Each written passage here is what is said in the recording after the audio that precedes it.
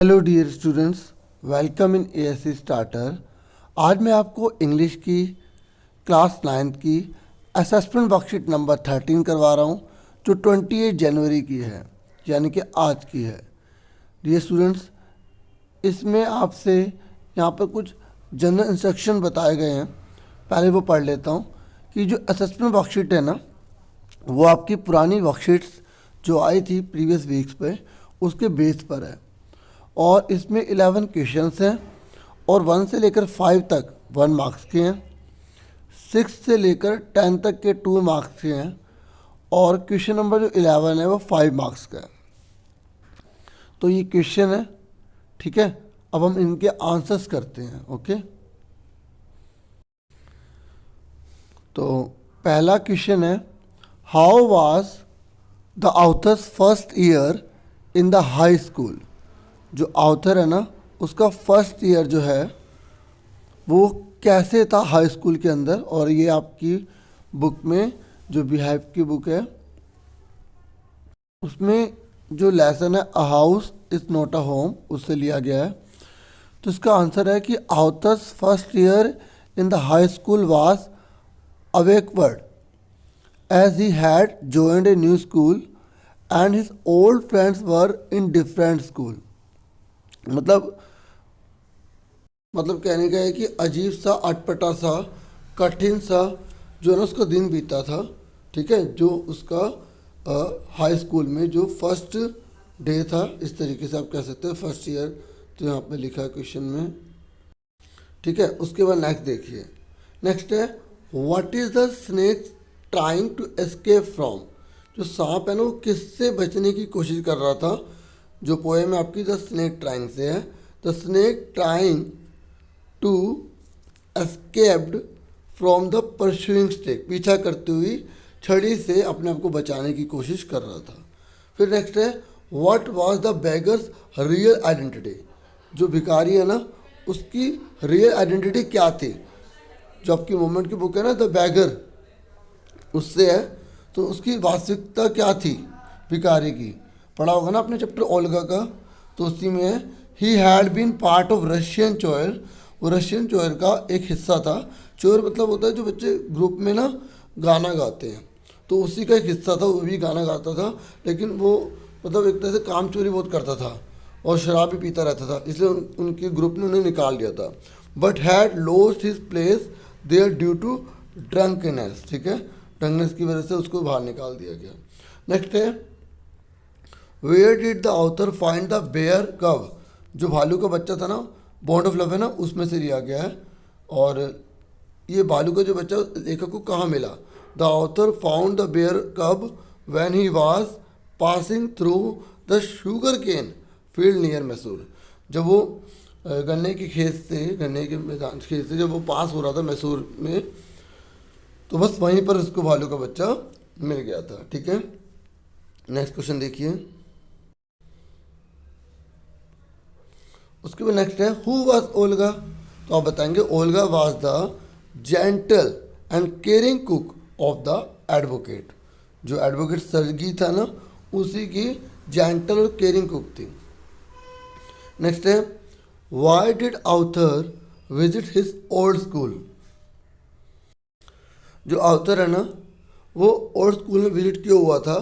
How did his teacher encourage him. और उसके teacher ने उसको इनकरेज कैसे करा। देखिए the author visited his old school because he had an accident by fire, ठीक है, क्योंकि उसका जो है ना एक्सीडेंट हो गया था फायर से, मतलब उसका घर जल गया था ना, वो एक्सीडेंट, मतलब वैसे उसका एक्सीडेंट नहीं हुआ था, by fire in his house and all his belongings were destroyed. उसके सारा चीज़ सब कुछ जल के ख़त्म हो गई थी उसके घर की। ही मिस हिज ओल्ड टीचर्स, वो अपने पुराने टीचर्स को एंड फ्रेंड्स को मिस कर रहा था। The teacher always encourage the author, और टीचर ने हमेशा उसको एनकरेज करा to participate in school activities and make new friends, कि स्कूल एक्टिविटीज़ में पार्टिसिपेट कर और अपने नए फ्रेंड्स बना ले। नेक्स्ट है what does the poet wish for the snake. जो पोएट है ना, उसने स्नेक के लिए क्या विश करी। तो आप बताएंगे the poet wishes that the snake be left unharmed, कि सांप को बिना नुकसान पहुंचाए छोड़ दीजिए। He went it to go over the water into the reach to hide. चाहता था कि जो स्नेक है ना उसे पानी के ऊपर से रीड्स के अंदर छिप जाने दीजिए। फिर नेक्स्ट है what kind of work was given to Leskov. पता है किस प्रकार का काम लेस्कोव को दिया गया था इनिशियली शुरू में। Why did he agree to do it, और वो तैयार क्यों हो गया करने के लिए। तो आप बताएंगे Leskov was given the job of chopping wood by Sergey. उसे लकड़ियाँ काटने का काम दिया गया था सर्गी के द्वारा। ही एग्रीड टू डू, वो तैयार हो गया था it because he had lied that, क्योंकि उसने झूठ बोला था, लाइड झूठ बोला था।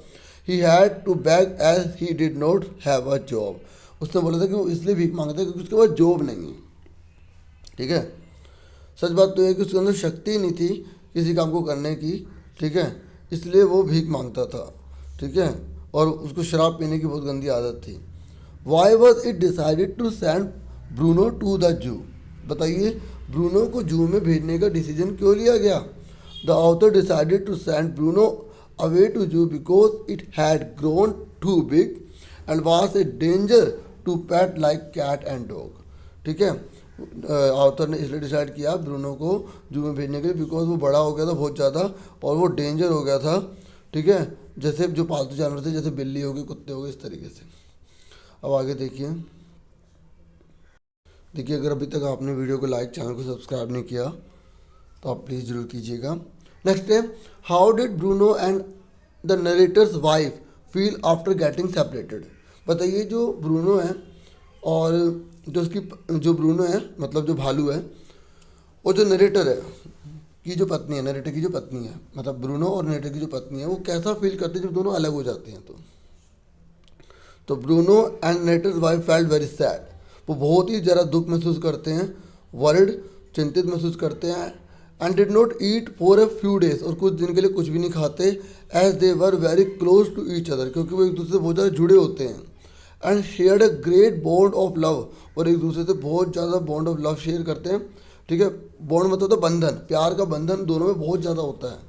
The narrator's wife also cried, और नरेटर की जो पत्नी वो बहुत ज़्यादा रोती है। एंड वाज इनकॉन्सोलेबल, ठीक है, और जो अदा क्या हो जाती है, इनकॉन्सोलेबल हो जाती है। और बच्चों इनकॉन्सोलेबल का मतलब पता है क्या होता है, इतना ज़्यादा दुखी होना कि उसको ना हम शांत करने की बहुत कोशिश कर रहे हैं, कि सांत्वना देने की बहुत कोशिश कर रहे हैं, लेकिन उसको सांत्वना मिल ही नहीं रही और वो धीरज नहीं रख पा रहा और दुखी होया जा रहा है। ठीक है, अब बच्चों लास्ट क्वेश्चन है, मोडाल हैं। ठीक है, मोडाल्स हैं। तो पहला आप देखिए वी डैश ओबे अवर टीचर्स। तो यहाँ पर आपको एडवाइस दी जा रही है कि हमें अपने टीचर्स की रिस्पेक्ट करनी चाहिए। जैसे आप भी बहुत प्यारे प्यारे बच्चे हो, काफ़ी सपोर्ट करते हो, आपका बहुत बहुत शुक्रिया। ठीक है, आप रिस्पेक्ट करते हो, थैंक यू आपका। तो वी ओबे अवर टीचर्स, ठीक है, तो ऑट टू लगा देंगे। नेक्स्ट है the villagers dash use kerosene lamps a few year ago. देखो यहाँ पर मस्ट लगाएंगे, हैड टू लगाएंगे। जब हम कोई काम करते हैं जो हमें ना चाहते हुए भी करना पड़ता है, मजबूरी हो जाती है ना, वहाँ पे हम हैड टू का यूज़ करते हैं, तो इसलिए यहाँ पर हैड टू आया है। ठीक है, उसके नेक्स्ट है ही डैश बाय कार। तो अब ही के साथ, अब यहाँ पे हैज़ टू हैव टू दे रखा है, तो ही के साथ सिंगुलर के साथ सिंगुलर लगता है, तो ही के साथ हैज़ ही लगेगा। ठीक है, और यहाँ पर ना चाहते हुए मतलब उसे कार लेनी पड़ी है। ठीक है, he has to buy a car, उसे कार लेनी पड़ी। ठीक है, फिर she must finish this work before I go. मतलब अब यहाँ हैज़ टू या मस्ट, मेरे जाने से पहले, ठीक है, उसने जो है वो ये काम फिनिश करना है। और यहाँ पर अगर हम ना चाहते हुए की भी बात करेंगे तो हैज़ टू का भी यूज़ कर सकते हैं। यहाँ पे हम मस्ट का कर रहे हैं कि she must finish this work, वो इस काम को फिनिश कर देगी बिफोर आई गो, मेरे जाने से पहले। ठीक है, तो क्योंकि मैं उसके बारे में बोल रहा हूँ तो हमें कैसे कह सकते कि भाई वो ना चाहते हुए काम करेगी। ठीक है, तो ज़्यादातर जो हैज़ टू है ना, हम वहाँ लगाते हैं जहाँ पर एक तरह से मजबूरी आ जाती है। ठीक है, और हम अपने लिए ज़्यादातर लगाते हैं, लेकिन हम दूसरे के लिए बोलते हैं ना, तो वहाँ पे मजबूरी हम कैसे कह सकते हो, मजबूरी जरूर होगी। ठीक है, और यहाँ की बात करें तो यहाँ पे रीज़न दिया है कि कुछ सालों पहले, तो भैया वहाँ पे तो उस समय कुछ बिजली वगैरह होगी नहीं, इसलिए वो लोग केरोसिन लैम्प जलाएंगे, नहीं तो उन्हें शौक थोड़ी है। इस तरीके से यहाँ पर हमने हैड टू लगाया था, ठीक है। और ये पास्ट टेंस था इसलिए हैड टू आया था, क्योंकि has to, had to, have to, had सब टू लगाएंगे जो वो पास्ट होगा, ठीक है। और यहाँ इसलिए मस्त लगाया है। नेक्स्ट है do you dash cook your own meal, should have to, एक मिनट, तो ये था ना do you dash cook your own meal. अब देखो एक तरह कि क्या तुम्हें अपना खाना खुद बनाना पड़ता है, ठीक है, तो यहाँ पे have to, do you have to, मतलब इस तरह पड़ता है मतलब मजबूरी, ठीक है। और चाहिए तो हम ये, क्योंकि क्वेश्चन मांगा उसके अकॉर्डिंग हमें सेंटेंस का मीनिंग समझ में आना चाहिए कि डू यू शुड। और एक और बात है, या डू लगा दे तो आप उससे भी थोड़ा हेल्प लीजिए। इस तरीके से डियर स्टूडेंट्स आपकी मैंने पूरी असेसमेंट वर्कशीट समझा दी है, उम्मीद करता हूँ आपको समझ में आ गई होगी। आपसे फिर मिलेंगे नेक्स्ट वीडियो में। Thank you for watching and listening carefully. Take care yourself dear students.